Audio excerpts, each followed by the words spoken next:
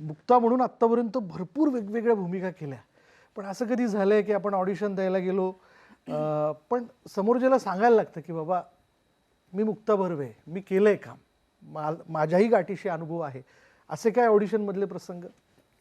असं नाही होत. इनफॅक्ट मला ते बरं वाटतं की मला अनोळखी माणसं जेवढी डायरेक्ट करतील तेवढं माझ्यातलं काहीतरी वेगळं बरं बाहेर पडेल. बरं. युजली काय होतं की तुम्ही खूप वर्ष काम केल्यानंतर आणि तुम्हाला माणसं एकदा ओळखायला लागली की बरेचदा प्रोजेक्टमध्ये असं म्हणतात की हा रोल तुम्हाला बघून लिहिलाय, म्हणजे तुम्हाला जे येतं तेच तुम्ही करणं अपेक्षित आहे, तुला मी काय सांगणार, असं जेव्हा दिग्दर्शक म्हणतात तेव्हा मला वाटतं की नाही, मला तू सांग, मला जे येतंय ते मी करणारच आहे, पण मला बाहेरनं कोणीतरी असं काहीतरी सांगा जे मला येत नाहीये किंवा जे मला मदत होईल ज्यानी.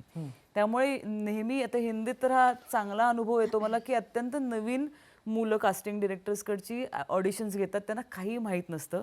डिरेक्टर्सना माझं नाव माहिती असतं, मुक्ता बर्वे, कारण त्यांना थिएटर माहिती आहे मी केलेलं, माझी कामं माहिती आहेत. पण ही जी नवीन ऑडिशन घेणारी पहिली जी साखळी आहे त्यांना माहीत नसतं की हिने काही थिएटर केलंय, सिनेमे केलेत.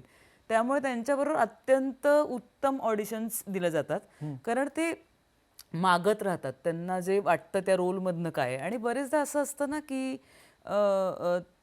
तुम्ही चांगलं काम करताय का नाही ही पहिली पातळी पार करायलाच लागते, बरोबर. पण त्या रोलमध्ये तुम्ही चांगले वाटतंय की नाही ही दुसरी पातळी आहे, जे आपल्या हातात काही नसतं. बरं. म्हणजे तो फिल्टर तुम्ही नाही लावू शकत की हा रोल लिहिताना किंवा दिग्दर्शकांनी विचार करताना कशी व्यक्ती समोर आणली आहे.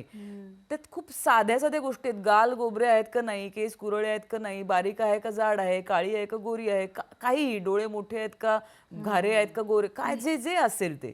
त्यामुळे दरवेळेस तुमच्या अभिनयाचा कस लागूनच तुम्हाला काम मिळतं असं ते बरेचदा नसतं. लक्षात